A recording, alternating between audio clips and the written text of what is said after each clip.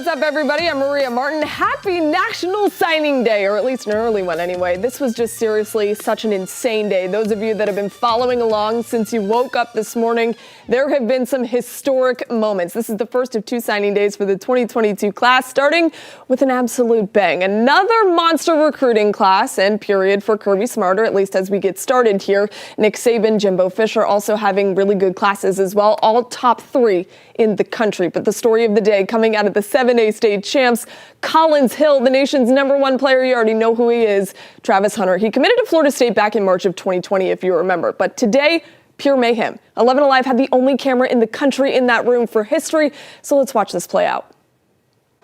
Check me out, Mom. Go get that hat.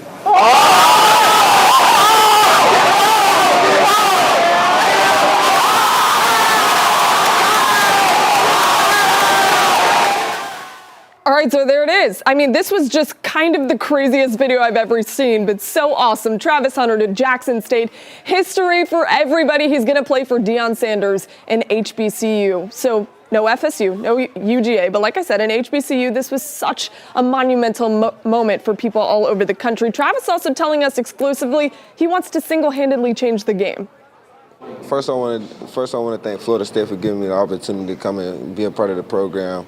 But also, I got the one-in-a-lifetime chance to play for one of the greats, and also I got a chance to make a change in history. I mean, me being the first recruit to be able to go to HBCU is real good for me. And congratulations to him. We're so excited. You know, he led Collins Hill to a state championship last weekend. He's going out to Las Vegas this weekend to play in a national game against a team from Washington. But this may be even more impressive what he pulled off today. He got the helmets in the schools all over the place, but ended up going to Jackson State. What a day, what a moment. With me for a few minutes tonight is Chad Simmons, the director of recruiting for On3 Sports. Chad, thanks for hanging with me this evening. Let's start with the heavy hitter, Travis Hunter. How insane and how big of a shock was that today? It was pretty shocking, you know, not just to me, but of course, Mike Norvell of Florida State and all the recruiting fans in the college football recruiting world out there across the country. I mean, he was trending on social media, not just on sports, not just in recruiting, but just, you know, worldwide. I mean, his story took off and he really kind of, I guess, took over for a couple of hours today and still remains now tonight the top story of the day. And he'll be talked about, and this moment will be talked about in my world of covering football recruiting for a very, very long time. And I think it's great for Travis. I mean, obviously he felt the pressure to stay with Florida State, being committed for so long there and giving his word to Mike Norvell. But he did what he thought was best for him. And it was a great moment for him and for college football. Yeah, and ultimately it is what's in the best interest of the personal choices that these kids are making, and he believes that it's going to be Jackson State. So exciting, especially for HBCU schools. You've been doing this a long time, obviously. Is this probably the most surprising one that you've ever seen? Oh, there's nothing even close to this. I mean, I don't think, you know, HBCU and also FBS and #1 player in the country, you know, 5-star plus for us on 3. He's one of the top players I've covered, you know, in the last decade. To see a kid of that level, you know, do what, again, he felt was best and what was right for him. And if you look on his bio, on his page on 3, you see, you know, written by us, his you know, looking up to Deion Sanders. I mean, he wanted to play like Deion. He grew up watching Deion, and that was part of his love for Florida State. You see that flair, that personality, the way he plays the game, Travis, the same way Deion played a lot with that confidence and that swag. And it's going to be a great match, and I guarantee they already fill up the stadium there, 40,000 plus.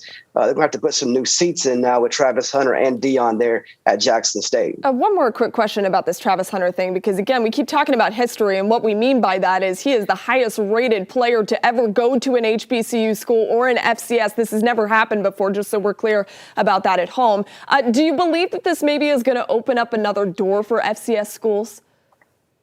You know, I've been asked that a few times today, obviously, in different interviews. And, you know, it's hard for me to see it happening at this level, a kid like that. Now, I think you'll see a lot of other guys now listen to Deion. But the difference is there's not a lot of Deion Sanders out there. And I think without that kind of connection and, if it was just a guy, a name that we didn't recognize like Deion Sanders at Jackson State being the head coach, I don't think this ever happens. But I think the combination of Deion Sanders, the way they can relate to each other, him being a cornerback, Deion being one of the best in the game in the NFL, and then all of the other NIL stuff and name, image, and likeness opportunities. I mean, I think it was a perfect match. I don't think you'll see it happen, too often with players to the level of Travis, but I do think you'll see more communication there and maybe more guys down the road.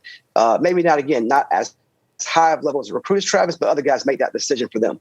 Very interesting day. The emotions in that room were kind of all over the place. So wild. All right, let's move on to UGA because 23 signees in this early period. Chad, let's talk about this class as a whole. What impressed you the most? I think you have to start, Marie, at the defensive line. I mean, today, obviously, they capped off the day with Marvin Jones Jr., number one player for us in the country in the on 300. And he's a guy you can call, edge player, hybrid, defensive end. He'll be a guy that sometimes stands up for Georgia, sometimes puts his hand down. So I think you start there with him, a guy like Michael Williams, a guy like Bear Alexander. I think you start, up in the trenches with the defensive line group they signed. Then you go back on the back end, getting a kid like Dayne Everett, a former Clemson commit, a 5-star cornerback, and you get a guy like Malaki Starks from right there at Jefferson, who'll probably play safety. At Georgia, you get a kid like Jaheim Singletary, who is a 5-star in the on-3 consensus rankings, a former Ohio State commit.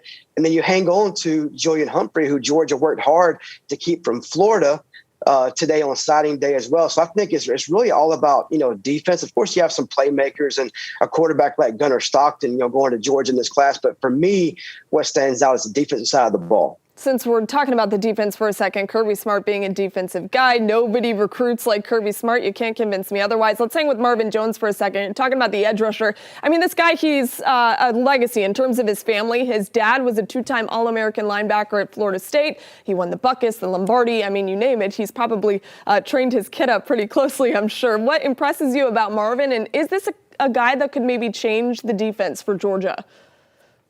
I don't know if anybody can change the defense for Georgia the way their defense is right now. I mean, obviously you got to always replace guys in college football and they come and they go and they get drafted and now the transfer portal. And, so you're always trying to recruit at an extremely high level. I think Georgia's got a great base coming back, and Marvin, I think, can continue to help Georgia's defense be a strong point in their game on Saturdays for sure. But as him as an individual player, I think what stands out to me the most is probably his work ethic and just his maturity, covering him the last couple of years and knowing where he comes from. His mom ran track at Miami. His dad played football at Florida State. He was a top 5 NFL pick by the Jets as a linebacker. I mean, he's obviously been groomed for this moment. He handled the pressure, the process extremely well, very humble. As well. But then you talk about on the field, he's got a great frame, on that 6'4", 6'5" range, around 225, 230 pounds, very long arms, a twitchy kid, explosive guy off the ball, will get bigger and stronger at Georgia in their weight program. And I think it's really all about the upside. And today, the game is played so fast. The ball gets out of the quarterback's hands fast. You got to have an even faster defense to make plays. And Marvin will bring that speed off the edge in the Georgia defense. And certainly has experience in his household, like you were talking about with his parents. Okay, you said that he filled some needs on defense. Kirby Smart, that is. If you're Kirby, what do you do now when you focus and shift to February? I think there's limited spots. And I think when you're in the place Kirby is, you could probably go somewhere total if you wanted to push it, probably 31, 32 in this class. So you still have some room there, but I do think Georgia will save spots for sure for the transfer portal. Some people call it the free agent game now in college football. And, you've seen Alabama take advantage of that last year with guys like Jamison Williams and Henry Totolo at linebacker. And that's really changed their team this year. I think Georgia will be looking for the same. They want to find an elite playmaker at wide receiver, probably in the portal. When you're talking about high school players, I think, a couple of names to watch. Devon Campbell, a 5-star offensive lineman, did not sign today in Texas. This time a week ago, he was set to visit Georgia officially before canceling that. So him now taking his recruitment to February, we'll see if Georgia jumps back in. And they still have a big need for at least one, maybe two offensive linemen. Then Shamar Stewart. I'm down here in Florida right now working in South Florida. Shamar's a 5-star player, top 5 in the country for us on 3. He's favored right now to Texas A&M with Georgia and Miami right behind them. So I think you'll see Georgia highly involved with, again, guys in the trenches. Georgia's all about physicality. They want the big bodies, the physical players up front. So talking about offensive and defensive linemen, maybe if a receiver slips through somewhere they can find late, but I think they'll look in the portal for that. This early signing period seems to be the heavy hitter, but there's obviously, like you're talking about, a lot of good players still floating around there when we look to February. Let's flip the page to Georgia Tech for a second. Another good class. We've never questioned if Jeff Collins can recruit because he can. He did it again this year. He's got 13 early signees in this signing period. Who jumps off the page to you in this class? Yeah, I mean, they finished right there right now as far as after the first signing day. Right in the middle of the pack in the ACC. They're right around 45 to 46 for us, I think, at this point while we're talking in the national team ranking. So really, I think it's a solid group. For me, like I talked about with Georgia, on the defensive side, I think the guys that stand out to me on the Tech side is offense. I think it starts with the quarterback, Zach Pyron from Pinson Valley, Alabama, a one-time Vanderbilt commit. He plays for a great program in Alabama, plays for a great head coach in Sam Shade, who played at Alabama, then the NFL. So the preparation will be there to compete, I think, early at Georgia Tech. Has a good arm. He's very mobile in the pocket. And then I think the running backs. I mean, I really like Jamie Felix from Camden County and Antonio Martin from Langston Hughes, 2 in-state kids. And both those guys have been names for people that follow recruiting that I've known since their freshman year, getting offers as a freshman. Felix being a two sports star, playing baseball and football. We saw Martin just play and come, 1 point shy from winning a state championship against Buford this past weekend. So both those guys, along with power, and I think give Georgia Tech some firepower offensively to build on in the future. Yeah, and that quarterback room is certainly going to be something to look forward to. I'm going to sneak in one more question with you, Chad, before I let you go. We're going to circle back to the SEC really quickly. We're talking about another great class for Kirby Smart, but where do you think it lines up when we're talking about Alabama and Texas A&M and then Georgia? Well, with those 3 classes, without question, have separated themselves. Now, we saw Texas, the University of Texas, have a great day and flip a couple of guys today. Ohio State did what pretty much was expected of them as well. And I think they'll finish probably 4 and 5 coming out of this week. But I think, the top 3 schools, are going to stay the same, I think, now. And then we talk again in February, it'll still be Alabama, Georgia, and Texas A&M. Right now, I think A&M has the best class. I think they'll probably finish that way if everything goes the way we think it will between now and that first Wednesday in February, with Alabama and Georgia battling it out, for number 2 and number 3. But I think A&M is going to have to sign really a historic class. That there's still many guys out there, we feel, especially myself, that are A&M leans that will not announce until February. So we'll see what Jimbo Fisher does. And obviously recruiting's big, and he's working to close that gap on the field with teams like Alabama and Georgia. Whew, that is some good stuff. Listen, Chad knows everything that there is to know about recruiting, and we got a lot more coming up as we look to February. Chad, appreciate your time on this very busy day, and I know you got a lot more work to do, so I'm going to let you go. Thank you. Appreciate it. My pleasure. Thank you. All right, let's talk some more signings. UGA, we've been talking about it. Another impressive class for the Bulldogs. No surprise there. Currently ranked number 2 by rivals. One of the gyms, it's a 5-star safety from Jefferson High School. Mr. Malaki Starks, our Reggie Chapman, chatted with him today, and it's a great conversation.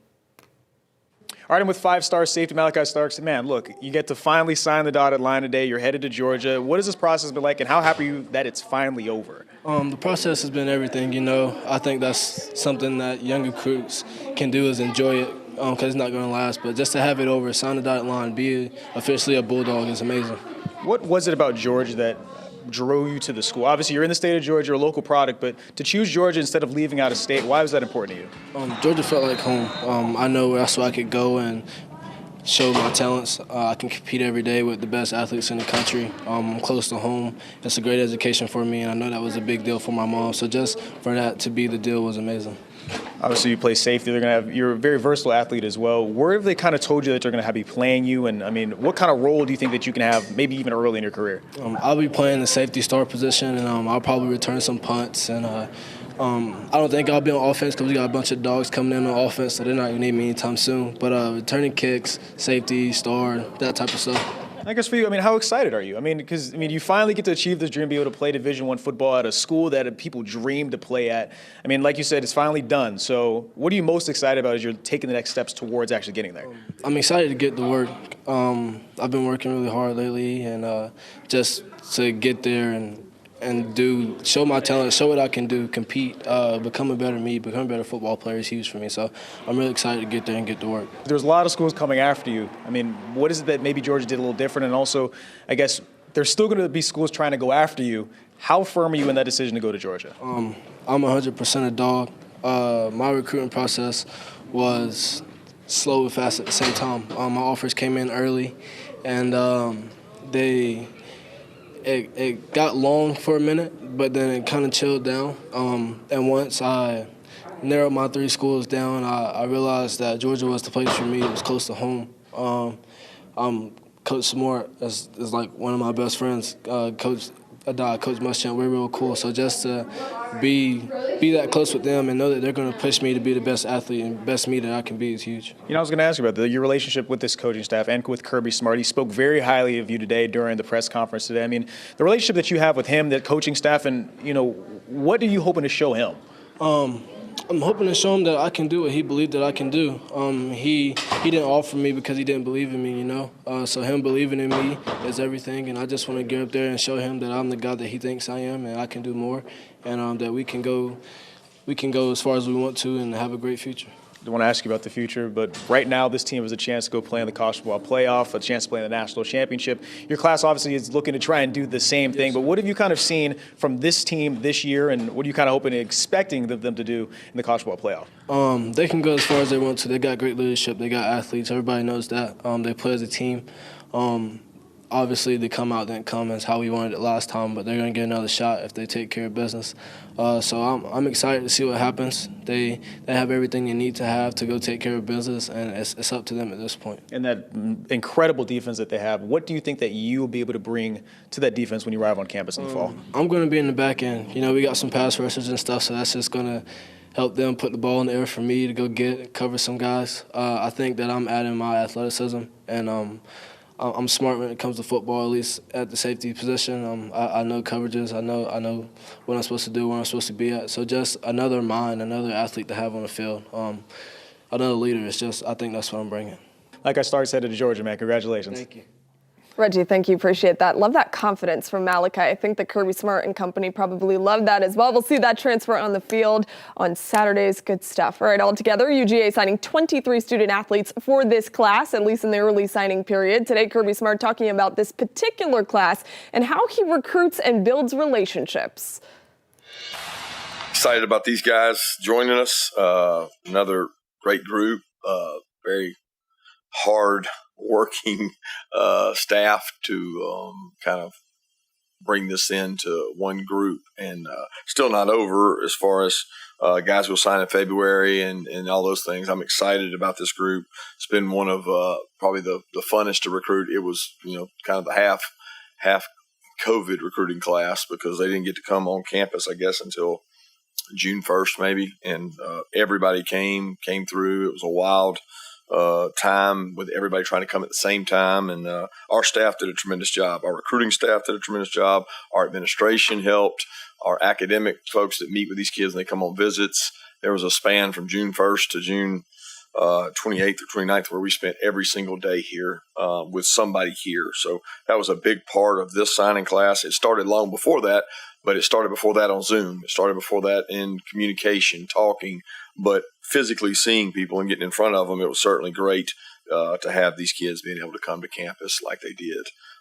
Proud of the group, really feel like it's spread out the way it should be, dispersed that way. We hit some needs we needed.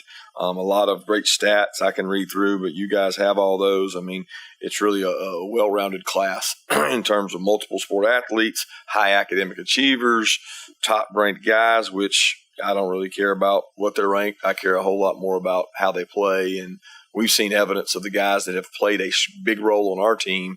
Some of those guys were not the guys we talked about on this day during their career. And I think we know a lot about those guys, a lot more about what's inside you that matters most.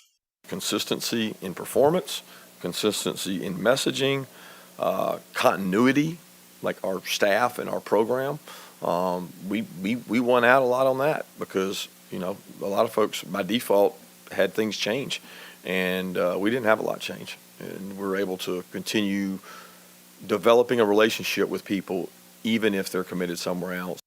Couple interesting things I want to talk about there with Kirby Smart. First and foremost, he said they hit the ground on the recruiting trail. I know that for a fact because less than 24 hours after the SEC championship game, I saw recruits on Twitter with Kirby Smart in their living rooms. Crazy. He hits the trail like nobody else. Also, the half COVID class. It's funny, a lot of the coaches today were talking about the fact that this is the first recruiting class that's actually been able to go on campus. Makes a huge difference. So good thing those kids got that back. We want to break down this UGA recruiting class with one of our UGA insiders, Reggie Chapman, all over the place today. Very busy guy. He also talked with Jed May, our insider, the guy who knows all things about recruiting in the state of Georgia.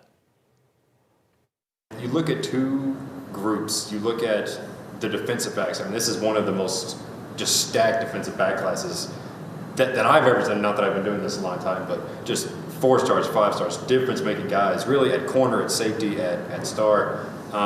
So a really deep group there. And then you look at quarterback, too. Gunnar Stockton, 4-star guy coming in. Everyone has heard about the quarterbacks of this program for the past few weeks. So you look at Gunnar Stockton, is he the guy of the future? Is it Brock Vandegrift? But another quarterback is officially in the fold and on his way to Athens. You talk about that defensive back unit. They've lost a lot of players. Either it was transport, people leaving. I mean, they've been injured for a lot of this year. I mean, how big is it going after these DBs, and why do you think it's so important for this group? I mean, I think you look no farther than that Alabama game, right? I mean, the defensive backs Georgia has now, obviously very talented guys, and they got torched. And I think in college football now, you got to have guys, Kirby said this just a minute ago, you got to have guys that can play man coverage. Because if you have a position on the field that's weak in man coverage, teams are going to find it. So getting just depth, quality depth there. Kirby mentioned all the guys that have left, all the guys that left last year, the guys that are leaving after this year. So just continuing to stack those guys, and I think they've really done that when you look at, Jaheim Singletary and Julian Humphrey, corners on the outside, Malaki Starks and Chacoy Thomas, 2 guys that kind of play all over the place.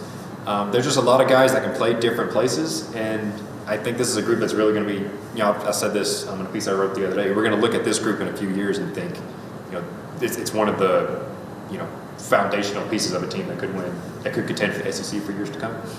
Wow, that's a big statement right there. An excellent class by Georgia. I'm sure they'll only build on it as we get into February. And hey, the Dogs still have a playoff to look forward to. So a lot going on for the Georgia Bulldogs. But Georgia Tech, on the other hand, a lot going on for them as well. They signed a small class, 13 people total, but 8 of those student athletes have 4-star designation from various recruiting services, which is huge. Jeff Collins says new players and in some cases new coaches are all a part of improving results on the field. We've already begun. I talked about standing right here the Saturday after Thanksgiving about doing a deep dive and evaluating every single thing in the program. And obviously we've started that, made some big changes that everybody notices. But there's also a lot of things, as the head of the organization, beginning that deep dive into everything that we can fix to get the results better on the field. We're in that process. That process will continue. Obviously, today is about recruiting, bringing a group of guys in here to elevate what we're trying to do, to get the results on the field, to get where we want them to be. But all of that is a process, and I'm fired up to be in the early stages of it. There's going to be big changes that'll make an impact in results, and then there's also going to be some subtle things that will adjust and fix that might not be as evident, but all of it will be to improve the results that are on the field. As I began the deep dive into everything that we need to fix to take the next steps to get the product on the field and the results on the field at the highest level possible, the things that I've realized is less branding, more coaching, less worrying about culture, more worried about ball. All of those things, matter to me. And the other piece is, at the end of the day, it all falls back on me.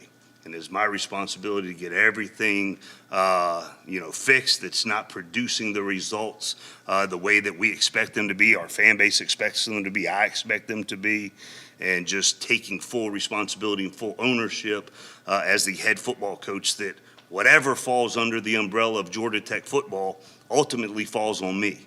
And so where I can use my expertise to the fullest, I'm going to do it. And there's not anything too small to make adjustments to. Just because we had unbelievable success at Temple doing it a certain way, or at Florida or Mississippi State or at Alabama, wherever the things that we do were honed from and learned from and implemented from, take a deep dive into, is it working here? And if it's not, we need to make real-time adjustments to do that, and that's all under my purview. I'm excited about it, I'm passionate about it, and there is nothing too small to be fixed that will not be fixed. And just being relentless in that mindset, taking full responsibility, take full ownership of every single piece in the organization where we need to take the next step to get the product and the results up to the expectation that I have, that we all have. And I'm excited to do it, and I'm excited to get back January 9th with the fellas, and just less talk and just more work. Listen, there's a lot to digest from that, but let's not get it twisted. This is a really good signing class for Georgia Tech, so hopefully everything that's going on, the coaching changes and all of these new signees coming in, hopefully they can figure something out, because this signing class is also very special. We'll see what happens, like he said, come January. Let's get into some more of these student athletes over at Denmark High today. A 6'6", 300-pound offensive lineman decided to play for Nick Saban and the Alabama Crimson Tide. He had his fair share of choices, of course, but he was ultimately won over by Coach Saban's ability to communicate throughout the entire recruiting process. It's really interesting stuff. I sat down with him earlier today, and we talked all about his Crimson Tide decision. Here now with Dayne Shor, an offensive lineman from Denmark High School, signing his national letter of intent with the University of Alabama today. Dayne, congratulations first and foremost, a big day for you, but you've been committed to the Tide for a while. Why are you deciding to go with Nick Saban and the Tide? Yeah, first off, when I took my first visit to Alabama, which was a spring game, recruiting was still shut down, but I kind of just went out there by myself with my parents, my little sister, and, that moment was like, you get that, when you get that feeling, I got that feeling. It was just a whole different feeling for me. And, when I took my official visit in June, just the culture and standard that Alabama has set, it was just kind of a no-brainer. People can't really tell because we're sitting down, but got great offensive lineman size. You're 6'6", 300 pounds. Obviously, Alabama likes that a lot. You're versatile, though, as an offensive lineman. Where did they kind of see you, or do you know yet? So when I was working, I went to a camp early June to work with Coach Marone, and he was working me at right tackle. Is that where you're most comfortable? I could play anywhere they need me. We talked about your versatility. What kind of offensive lineman does the University of Alabama get in Dayne Shor? Well, I can tell you that they're going to get someone really tough, someone that's an absolute dog. I can tell you that right now. And just someone that really buys into the program and what Alabama has set for standards for us. What ultimately sold you? Was it a conversation with Nick Saban? Was it some of his assistant coaches? What was it? So when the new offensive staff got hired at Alabama has been the most consistent as far as setting up Zoom calls and speaking with Coach Marone, Coach Saban. I was talking to him all the time, and that really was a big deal for me. Just all that, just kind of, it just added up, and it was just right. So you really could have played at several different schools, but you narrowed it down to both Texas A&M and Alabama. Why those two? I'd say I've built really good connections at both of those schools. Obviously Texas A&M is a really good school as well. Shout out to all the coaches over there that have recruited me. It truly means a lot for me, and when it just came out to the small little details, Alabama was just the right fit. All right, last question, because I know you want to enjoy this day with your family. What are you most excited for when you get to Tuscaloosa? And that's really hard, man. I'm just really excited to start my degree in entrepreneurship. That's what I plan to major in, and just being able to be on the team, because there's very few people that would get to say they play for a guy like Coach Saban. And my position coach, Coach Marone, he's coached in the NFL as a head coach for a really long time, and not a lot of programs offer that much. of experience between all the coaches. I know your family, I saw their faces. They're incredibly proud of you today. Congratulations, Dayne. It's going to be awesome. You're going to be great for the Crimson Tide. I can't say it, but can we get a... Roll Tide. All right. And really quickly, you might have mentioned, or you might have saw that picture that was on the desk there when he was signing his national letter of intent. I just wanted to say really quickly, that's Dayne's brother that passed away when Dayne was 16 years old a couple of years ago. He said that he felt him every step of the way today. Really great conversation with him. Really excited for him to go do great things with the Crimson Tide. Georgia State's gearing up for their third straight bowl game. We know that they have been hard at work at getting that program to be where it's at, and that'll happen on Christmas Day over in Montgomery, Alabama against Ball State. Today, the start of another great group coming in. 15 signees for the Panthers, 7 offensive guys, 8 on defense, and a lot of Georgia guys sprinkled in there as well. Here's Coach Elliott on the beginning of his 2022 class. Graduation day, national early signing day, bowl practice day, Christmas shopping day. We've got a lot going on here, but we're thrilled to welcome in our new class that we signed today. Feel like we met some needs. You know, you never can tell. I'm not one of those coaches to sit here and say, oh, we've got them all, we're all excited and all this, but we do have a great group of young men coming in to continue their education and playing with the Georgia State Panthers. And like I said, I do think we met some needs, in all areas of our football team to help us progress and grow. And, welcoming those guys in is going to be an exciting part of next year's team. So, it is what it is. We'll have to wait and see how it all pans out. And you really just don't know until you have, a season under your belt or two, how this recruiting class really works itself out. But we are thrilled to go out and have the opportunity to work with these young men and bring them in to our university. All right, it wasn't just Georgia State, Georgia Tech, and Georgia. Today, Kennesaw State also signing 14 players today, so a monster day for everyone all over the state of Georgia. This is always one of my favorite days of the year because it means that kids get an opportunity to get a college education and to play college football and live out their dreams. It's such a special moment. Really hope you enjoyed all the content today because I love watching all of those kids sign those national letters of intent. We had history today with Travis Hunter. Only camera out there. That was just bananas. You guys, thanks for watching. I hope you enjoy more signing day coverage over on our 11Alive YouTube page at 11alive.com. Guys, have a great night and good luck to all you kids that signed to play college football at the next level. We'll see you later.